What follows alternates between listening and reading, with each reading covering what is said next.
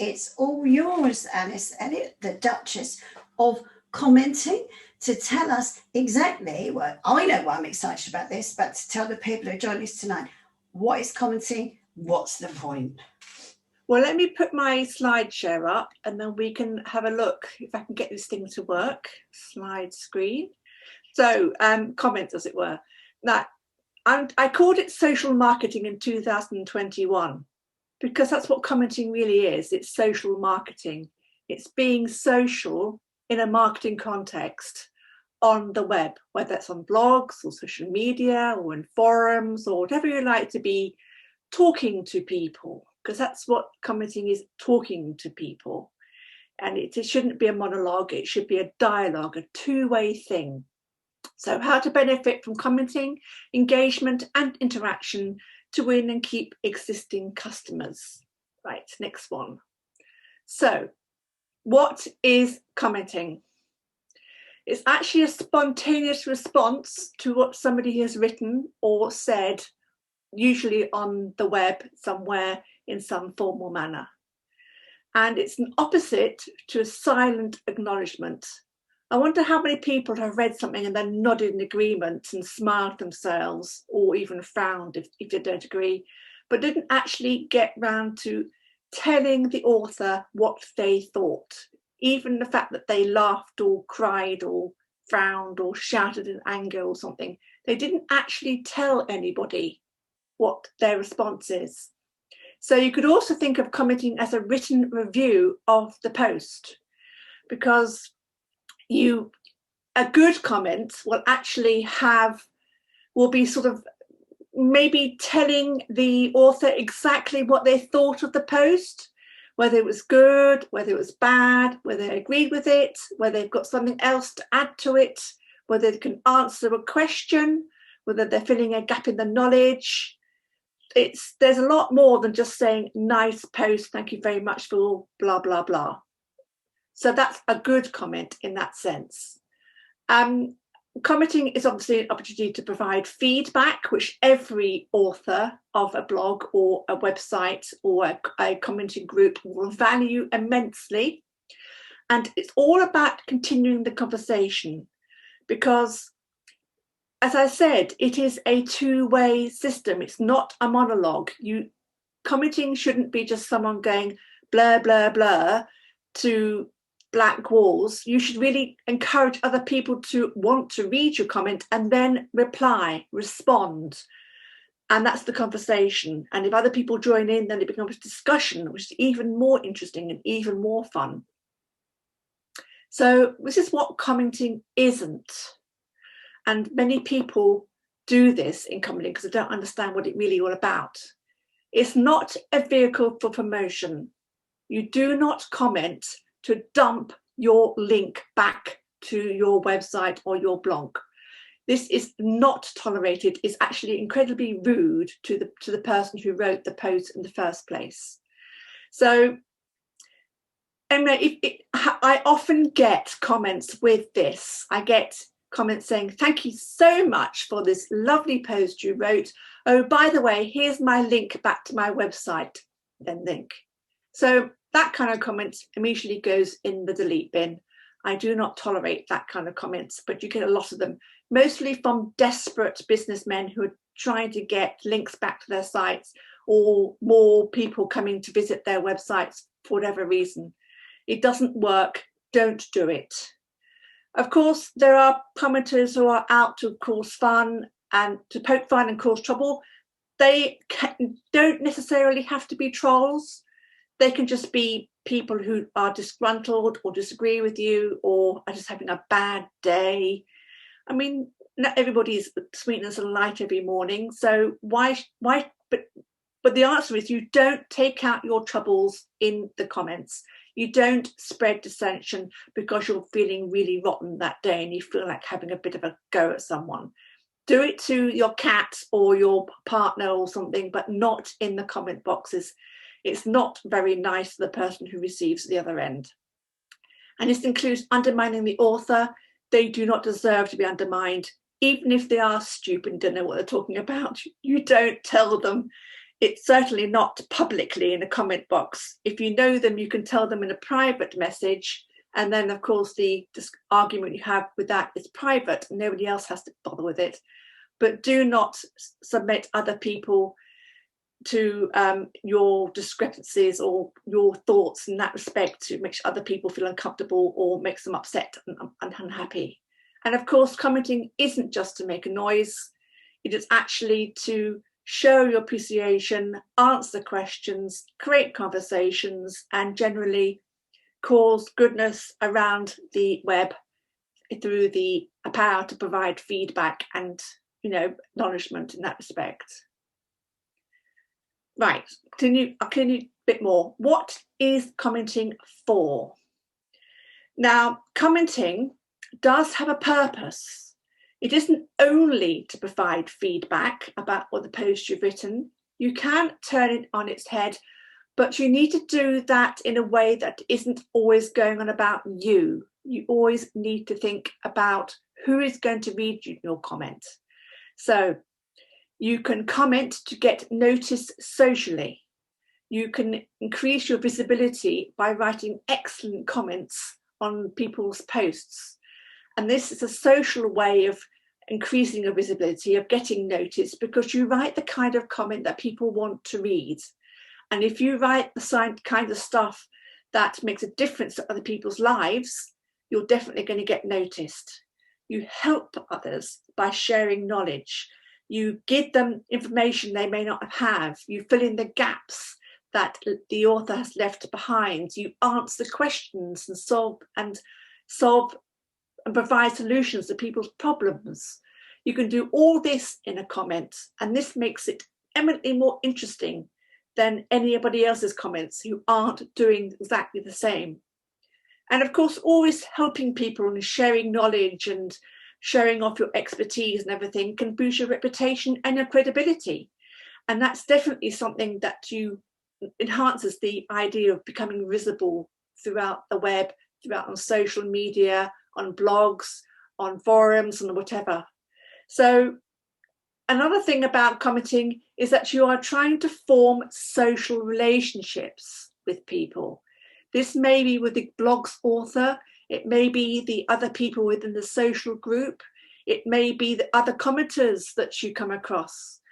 You don't have necessarily to be always nice as pie with these people, but it's almost like sometimes if a commenting thread can become chatty and conversational, you're actually going to be becoming more in tune with each other. You become to get to know, like, and trust each other. It's like going even to an offline networking group and you hit with someone, you feel an affinity with that person, you can relate to them. This is when a social relationship can start to happen, and it can happen not necessarily face to face, but in written words. And sometimes you can get a repartee going on with comments. Somebody says something, another person replies, and that's how you find out about each other. And that's how social relationships are created in the commenting format. It's much easier on social media because you've got real-time commenting, and on blogs, of course, they've got to be moderated, so you've got to wait for the reply. But there's no reason why it can't happen on any forum or any medium that allows people to give their feedback. And of course, the more this kind of repartee and toing and froing happens, the more the commenting threads become interesting to other people. They want to read it, they find it fun, they may not just follow, they may even want to participate themselves. And this increases the blog's popularity, because a blog with a thriving and lively commenting section is instantly attractive to lots of people who pass by, lots of people who already participate, and also the search engines or the algorithms of these social media sites. They are looking for popularity. In their eyes, this means that this content is worth indexing or giving more reach to, because it is already entertaining a huge amount of people in the first place. And therefore, more people should also see this content and see these conversations as well. So that's how commenting can increase our popularity and therefore reach of the host place where the commenting is happening as well. I can give a little pause there for any questions. Are there any, Annabelle? Well, there weren't any questions, but I kind of had a couple, which you may be coming on to later. So tell me if you're coming on to them later and I won't ruin your slideshow. But the first one is, how do I decide where to comment? Because there are a million blogs, an infinite number of people on Twitter, social media, Facebook pages. I could be gone for some time, really. If I started tonight thinking, I might comment on something, it could be 10 years before I'd worked my way through every potential thing. How do you kind of focus on it? Or are you dealing with that later on?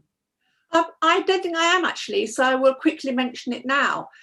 There are, I have actually found 7 different kinds of places you can find a good blog to comment on.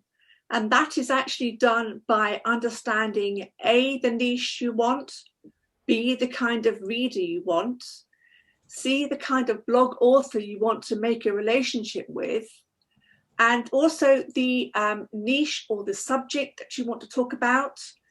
And it depends on your objectives. Do you want to get seen, or do you want to get recognized for your expertise, or do you want to make relationships, or do you want to get more traffic back to your blog? And in all these ways, these determine the kind of blogs you are looking for. So if you are looking purely to get more publicity for you go to a blog that would have the kind of readers that would be interested in what you want to say and may want to go back to your blog to find what else you've got to say. Or you might want to comment on somewhere where you're very interested in the author and you want to get their attention, so that maybe you can then perhaps guest post on that blog a little bit later once you've made that repertoire, made that sort of connection with that person. So you could, if you wanted to, just comment willy-nilly, but if it's going to a dry, empty, dark place where there isn't much interaction, there isn't going to be much footfall or even an acknowledgement to what you write, you've wasted your time.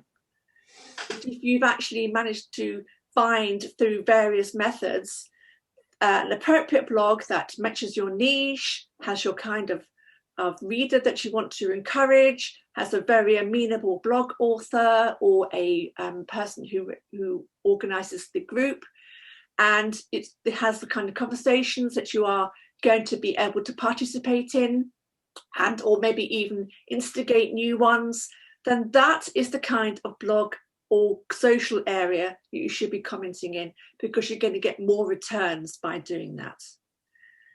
Does that answer your question? Absolutely, because since I spoke to you, I've been adopting a mini strategy. And when I say adopting, I mean like 10 minutes a week, not seriously pursuing. There's been a lot going on, of working out who the high-ranking blog writers are in areas that are sideways to each. You obviously don't go onto your rival's blog and necessarily. You can do it, but it takes great tact. Nothing wrong with that. Oh yeah, but no, some of them will moderate you out straight off just because they know who you are. Do you know what I mean? But it's okay if you're in a more collaborative sector. But I look at high-ranking people in areas, for example, we do virtual assistant contracts. So I've been looking at who's got highly ranked blogs in the virtual assistant sphere, and making helpful, I believe, comments, because they're moderated in and thanked for, and starting a conversation that add to the dialogue, not maniacally every time they post something, because that can feel a bit stalky, can't it? But sort of every couple of weeks when I see something that I have got something to contribute to. And I've noticed that Google notices, because when I comment on blogs and I sign in to do it using my avatar, it links back to my site. And Google is beginning to notice that high-ranking sites in certain areas that I keyword for are linking back to me through those blog comments. Yes, they are. Yeah. Now that took me about 15 years worth of thinking about SEO to figure out that was a really simple way to get really good backlinks, as long as you don't go mad.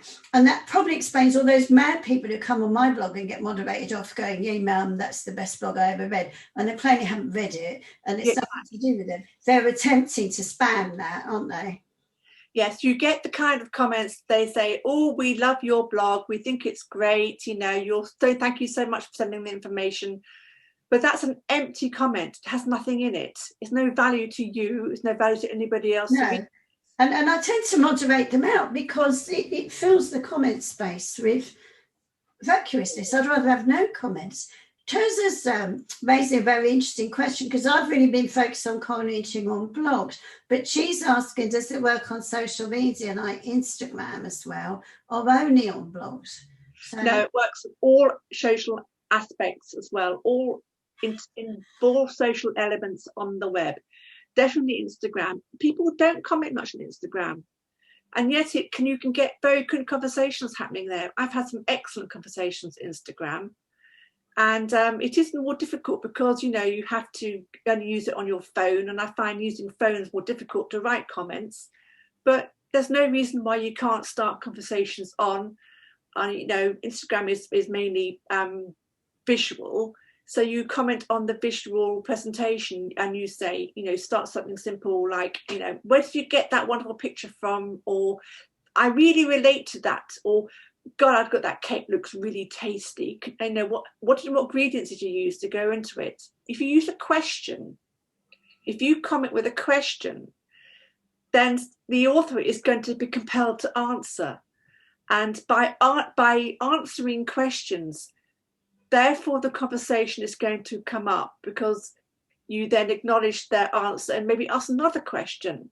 And it can keep going in that way. And you can. And also people want to read these threads too, because if there's question and answering going on and it all relates to other people's thoughts and what they've been thinking or wondering, they might want to leave a question themselves, you know, jump in and say, oh, thanks very much for that information. You know, I never knew about that. I've now learned it. I'm going to go away and do it. Well, by the way, blah, blah, blah, you know, what do you do with, if, for example, you've said they want to have tin prunes? Well, fresh prunes do.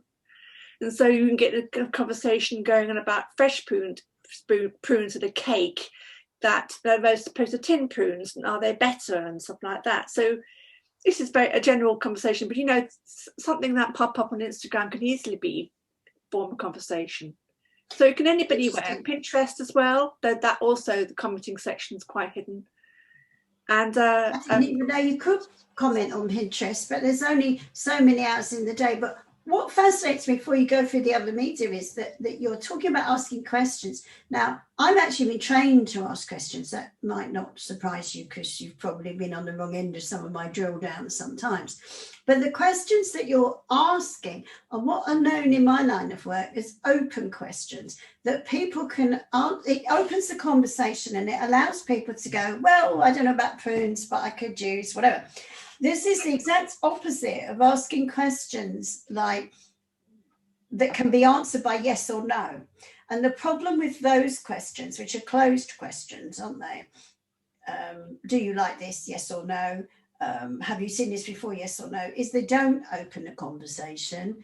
And you sometimes see this. I get people in LinkedIn who I've never met trying to open a conversation with me, but they do it with closed questions. So because the answer to their question is yes or no, unless I'm then going to go, and how about you? The conversation dies. It's like putting full stops in all over the place, isn't it? That's a very good point, actually, Annabelle. You need to have open questions to get an answer.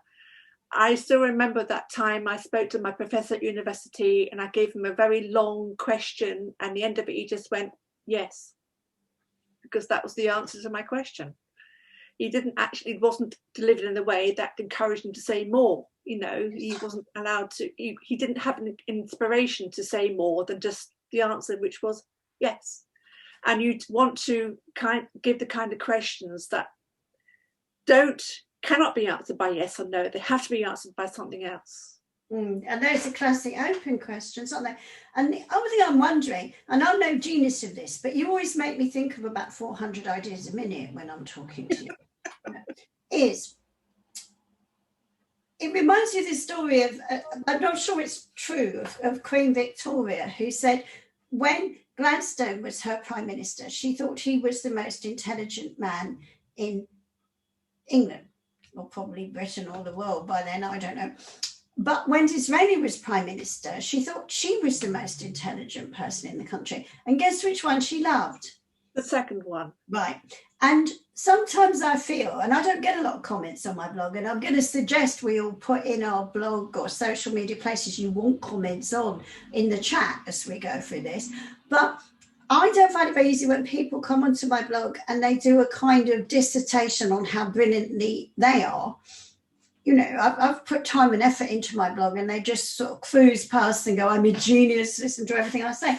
I don't find that very engaging. And I noticed that those kind of comments never result in follow-up comments from anyone else. Exactly. Because they have a similar effect to closed questions, that they shut everything down, don't they? They're not focusing on the other person, they're only focusing on themselves. If you focus on yourselves, it's like, you know, a dead pan immediately.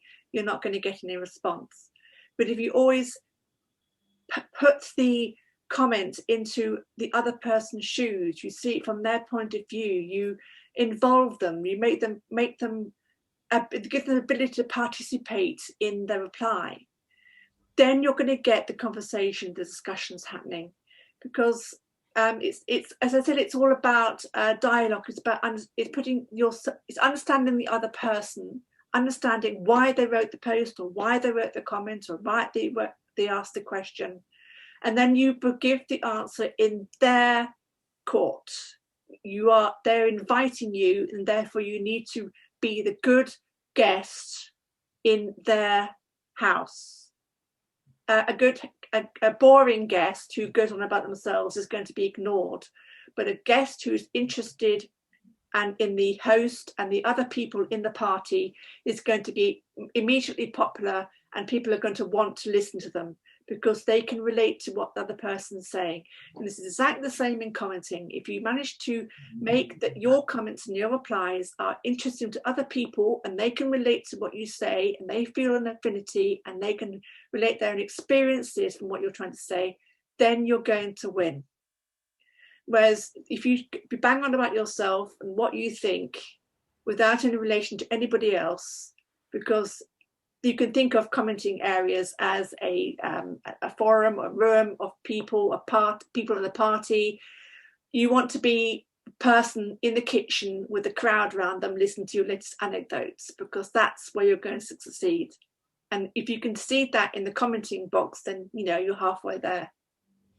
Brilliant. So people who are listening, while we move on to how to write a good comment, if you want to drop your links into the social media that you love to have more comments on, maybe we can all check out each other's places and see if we can practice making a good comment when we finish this by actually going and having a go, because nothing beats practice. Exactly. And for social media managers with us or VAs who handle social media for your clients, this could be an interesting add-on focus, couldn't it, of something you could do to research where comments should be made, even if at the end of the day you're not tasked with making a comment. I would very much welcome someone giving me a list of blogs that I should be looking at. And Redford, you use LinkedIn, so you're commenting on other people's posts in LinkedIn, and that of course is also a medium, isn't it? Now I don't know Alice, whether you've heard this on LinkedIn, but people have said to me in terms of how LinkedIn's algorithm works, and I've no idea if this is true because it's not my area of expertise. If you just go and like someone's post on LinkedIn, it has quite a small effect. If you write a very short comment, like that's a nice idea or whatever, that has a very short effect. But if you write a proper comment, you know, sentences, possibly more than one, that really does a lot of good to how many people see that post. It's interesting that I read somewhere that the algorithms will ignore any comment that's under 4 words. So you have to write 5 words or more for it to be recognized by the algorithms. And of course, the more you write, therefore, the more information you can give them. It's almost like you're giving them more content, which they can then index. Because an algorithm is only a robot at the end of the day. He's following a mathematical formula. And the more evidence or the more information you give them, the more they can use, the more they can chew, the more they can then churn away in their little mathematical minds and use, as it were, to give you the reach, to give you the capacity to be put in front of more people. And that's the reason why bigger comments do better, because you are providing more information for, it's not just living people, it's also these robust robots as well that are designed to act on people's behalf. So you have to, in a sense, the next generation of Google is going to start indexing and optimizing not just by text. Obviously, you can do it by pictures already with alt tags and stuff like that, but by voice, that we are approaching the point, we're not quite there yet, when if you were to record a spoken comment, I'm not saying today, that Google will ultimately index that, because I'm getting a lot of stuff from people going, you want to optimize your blog for people searching on Alexa to go find me a blog on. Voice search, that's yes. very big, 2021 going forwards. And as you said, eventually it will work for commenting as well. And if the various robots are being programmed to understand and recognize voice search, then it can definitely recognize the voice comments. And maybe this is something I ought to write as another article for one of my blog posts. I'll probably write it down right now while I'm thinking about it, voice comments. Because sometimes you're on your phone, you know how it is, it's a real pain to type stuff on your phone. By the way, I look completely literate if I ever make anything on my phone. I can barely hit the right letters. So if I could record something and go, oh, I've had a thought, this would be quite interesting, have you considered? I'd probably find it a lot easier than physically typing on my phone. And more I find I'm on my phone rather than on my laptop, and out and about browsing rather than sitting with a keyboard in front of me. Someone's saying, and how does this, is Renford asking a question, so he's saying he used LinkedIn, you've talked about that. How does this work with Twitter? Because Twitter's nothing but a comment machine, isn't it? I mean, exactly. But people don't use it properly, they don't use it as a commenting machine. It's an arguing machine, which is nothing wrong with arguing if it's done correctly. I mean, arguing can be fun. It's if it's done with the right manners and grace and the cordiality towards other people. You can have fantastic comment threads going on and about all sorts of information and all sorts of agreement or disagreement as well, as long as it's done with grace and with politeness and with the right attitude towards other people. You know, that means you've got to block 95% of Twitter. Yes. Yeah. So you know, Twitter is a commenting machine, but it's a lot of people try and create the kind of people who use Twitter just to pronounce themselves. You know, I've got a post, read this. That's not going to get much traction. But if you manage to relay your post within a comment or a statement or a question or anything that is open, as you said, and encourage other people to respond, then you're going to get the traction, you're going to get the response, you're going to get people coming back and clicking on the link to find out what you're going to say. It's the people who survive on Twitter and Facebook and all these places are those who are going to be friendly, forthcoming, and totally relatable to the other person they're trying to attract. And rather than being standoffish and cold and aloof and disinterested and only focusing on themselves, and they're going to fall flat on their faces. It's a very hard thing to master because a huge amount of people don't actually get past that feeling, I must talk about myself and then people will notice. They won't notice. They only notice if you're talking about them. That's very true. You become interesting. Whoever commented on YouTube, because of course that's not to be ignored, that you can type comments on a lot of YouTube videos. I mean, not on the video, but after them. And I mean, YouTube is really big. Video is really big as a place to go find stuff. Though it can be, if it's a really long video, you kind of lose the will to live before you. I think I'll probably comment more on short videos, you know. Yeah, and you could also, you know, unless you're sitting there writing down points of what you want to say in your comment through a long video, by the time you've got to the end, you've forgotten what the first one was. So that's probably... The first comment might be, that was an interesting video, but it was very long. Yes, I do tend to also comment much more short ones, There's a particular chap who does videos, and I always comment on his videos saying, oh, what about this? Or you didn't mention that, or what would happen if I did this? And then, you know, that gets a response and that becomes more interesting, and therefore the actual process of commenting is more worthwhile for both parties. So you've got to think of the, you know, of the person who's reading it as well as the person who's writing it. Otherwise, it's going to fall flat. That's good. So now you've got your recipe, I can see it on screen, for how to write a good comment. So that kind of leads us naturally back to where you were trying to go anyway, because I've taken this off, as you know I do. Well, this is actually a very, very quick slide from one of my courses I have on offer, which is for free, that you can learn how to write the best comment in the world. Obviously, that depends on your own abilities, but it gives you a really good guide, and you can get that from my website. And of course, the information sent to you a bit later. So it's basically, in a nutshell, here's 5 ways of writing a good comment.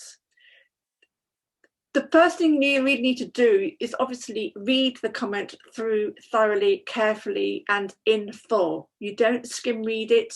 You don't think you're going to get the gist by quickly glancing through it. You have to read it fully and understand it and digest it. And if you have time, even think about it, though quite a lot of people don't bother. So then because you've done that, you've then got the idea of what the post is about. You can then have a look for the author's name. Many people don't do this, but if you actually start the comment off by saying, "Hi, Sally, thanks so much for that wonderful comment," just mentioning the word Sally makes her prick up her ears. She goes, "Oh, she's mentioned my name. Oh, I'm thoroughly interested." So you mention the post author by name when you start your comment. Then you acknowledge their subject, because this shows you've actually read the post. You haven't just come across it and thought, "I'll leave a comment" without reading it. And then once you've acknowledged the subject, you can then provide your meat and two veg, if you like, of the comment, which is basically providing some value or developing the conversation. You can offer something that is worthwhile other people reading. You can it should really carry on from what the actual subject of the post is, but if there is something that you can add in, or something you can clarify, or something you can ask for clarification, or something that you think is left out, or you know, something that you maybe want to answer someone's question, or even ask a question that you think might be relevant to the post, this is where you put it into the middle of the post, of the comment. You then start to close the comment by summarizing what you said, or you offer a promise, like, for example, "I'm going to go away with this information you've given me, and I'm going to put this into action right now. So thank you so much, because this is going to make a big difference to my business, blog, life, whatever." And then you sign off with your name. Because you've used the post author's name at the beginning, don't forget to use your name at the end. It's all more personable and more relatable to each other by using names. Names are extremely powerful parts of marketing, something that people shouldn't necessarily forget. And if you just use those 5 points in a comment, you'd be amazed at how the quality of your comment will soar and stand out all above the others, because that's all about commenting to get noticed, is to make your comment better than anybody else's. So, commenting strategically. Properly read the post first, as I've just said, because that's very important to understand exactly what they've said, and you're not going to misunderstand it, or you're going to gloss through something and totally not get the main crux of what they're trying to say. And while you've read it through, you think about what value you can add to your comments that actually makes it worth your while, and also worth the other person's while for reading it. Because I said it's always about the other person.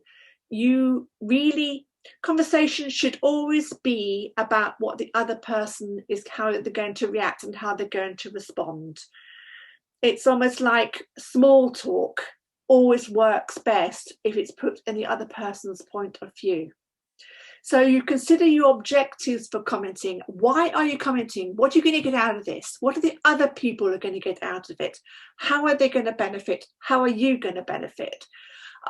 Is it, you quickly go through the methods of commenting, which is to get attraction, gain visibility, put your point across, get your expertise across, make a relationship advancement on a particular person that you might want to use later as a joint venture, or to get a blog post out of them later. There's always the objectives for commenting should be the background of why you write a comment. So also think about what you're commenting on. Is it actually suitable for your comment? Is it going to help your comment? Is by writing a comment actually going to make a difference to both you and the place where you've put it? Because if the answer is no in both cases, then don't bother. You'd have to write a comment.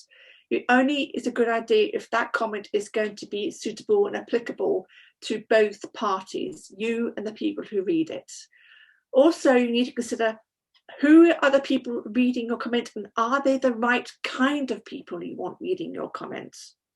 Because not always are you going to have, if you put a comment on a blog which is read by, for example, cabbage growers, and you happen to be into making vaccines for viruses, it's not going to work.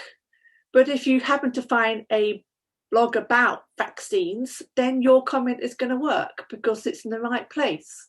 And also think, how is your comment going to be received?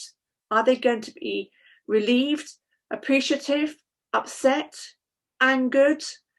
Are they going to laugh at it? Are they going to value it? Are they going to want to find out more? It's all about your delivery. If you can deliver your comment in a certain way that it's going to have the right reaction, you know that that's a good comment and you've done in a good reason in the right place. So remember, commenting is a sociable affair. It isn't a place for you to dump all about yourself. It isn't a place for you to have a rant and a rave. It's all about trying to be sociable towards other people, the other people who may be reading your comments. Comments are always focused on the other person. That's why you should develop a conversational style. You should try and get the other person to respond. Even just the one respond is better than no response at all. But if you can get more than sort of repartee going, then that's much more interesting to not only you and the respondee, but other people who read it as well. And then that's how, a blog post or a social group becomes more interesting to others. Consider other people first. It's not about you. I've said this before. It's the other person you're communicating to, or the other people you're communicating to. And if you go on about yourself, you're not interesting, you're boring, people will turn off and they'll go away. Create a good impression by being helpful. This is the way of putting yourself in other people's shoes. You're giving other people, you're helping other people to solve their problems or answer their questions. You are maybe providing value that makes a difference to the other person or the post you've read.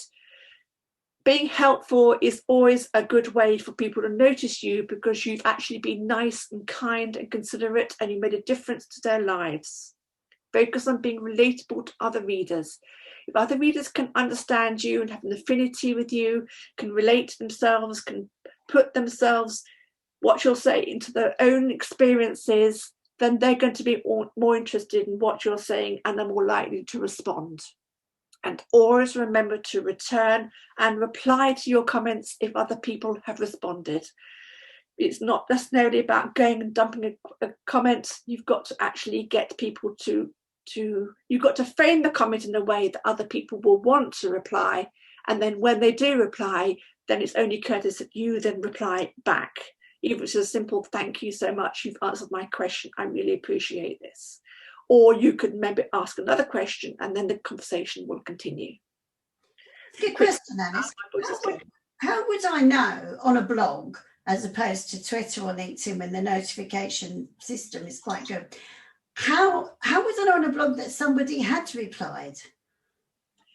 You go back and visit it, and that is a very good question, because in the course I've just created, which is where to comment, which is the next slide, I just create a course called How to Find Blogs to Comment On.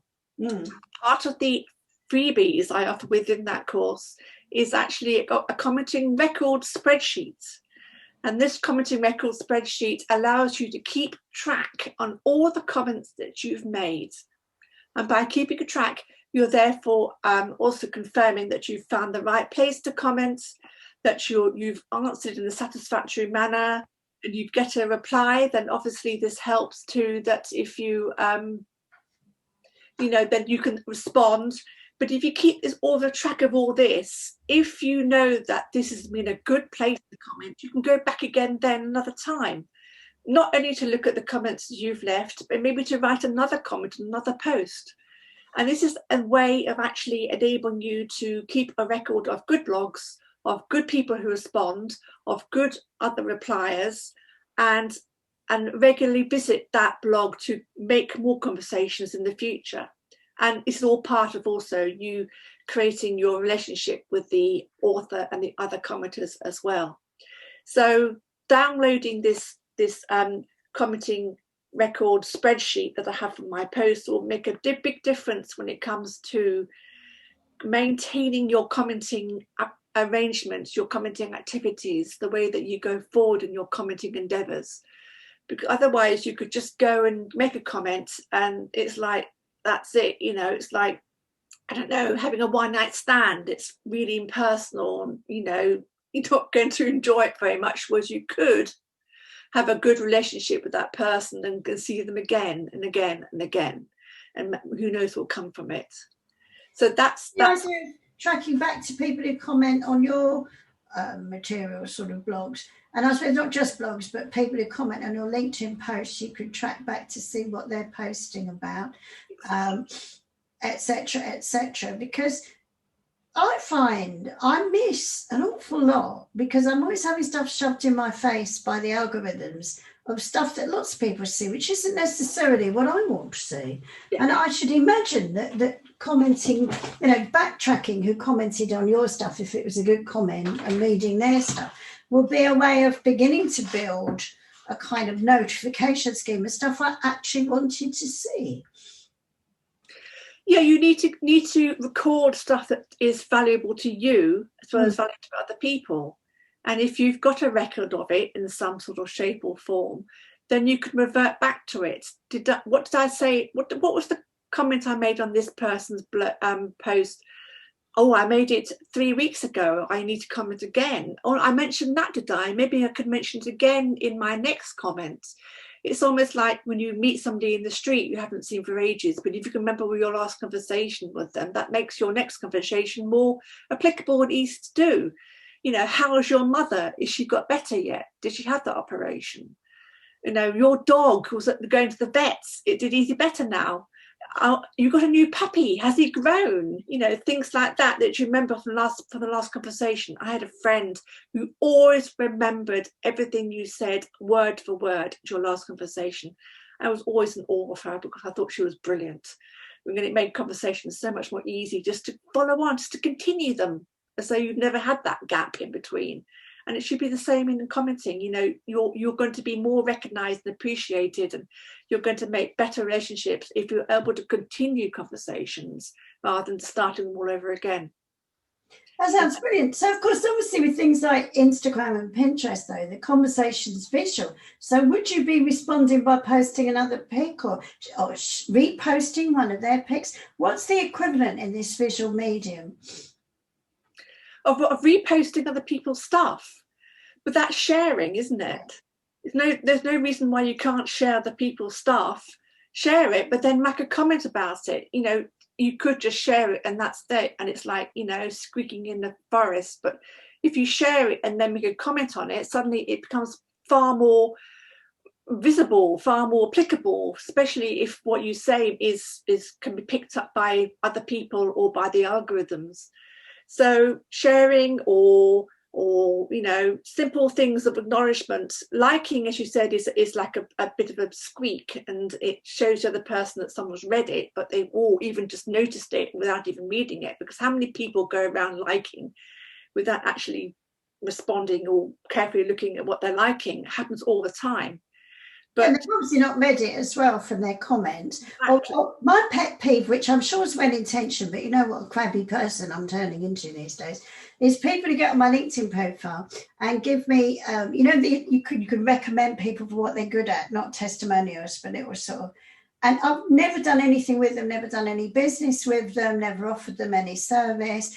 And they suddenly give me these glowing little ticks, Annabelle's absolutely brilliant at. And they do it for about 2 weeks, and then they hit me with a LinkedIn request. And if I accept it, they then hit me with a pitch. And it's so obviously studied, that actually it's rather put me off people who go, I'm really good at something, even if I am. Yes, it does put you off. It's like cold calling. It's like, somebody ringing up about, when you get telephone calls saying, I understand you've been in an accident the past 2 weeks. No, I haven't, put the phone down. Exactly the same thing as they think that they are engaging and integrating with you by doing these likes, by doing these shares, but really they will be doing far more practical use by actually leaving you a comment that was meaningful, beneficial, and in your shoes rather than their shoes. That would make you wake up and notice them, because they are showing an interest in you. They are taking attention to you rather than themselves, and therefore that makes that, in your eyes, they become more interesting, because they're not talking about themselves, they're focusing on you. And that's how it works with the engagement, and the interaction will work with commenting, rather than coming out of the blue with a cold call or a series of showing that they are there when really they're not there at all. They're just there to like and share and retweet willy-nilly because they think that's what you do. And it's like somebody going into a shop and just pointing at the goods without actually looking at them properly and buying them, if that makes sense.